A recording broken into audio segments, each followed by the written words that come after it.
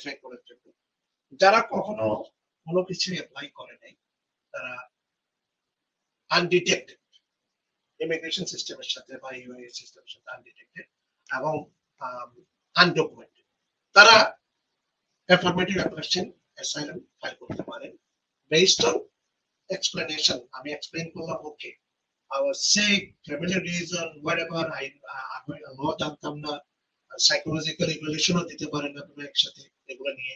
জমা করলে আপনারা অ্যাফার্মেটিভ অ্যাসাইলাম করলে এটা একটা অপশন গেল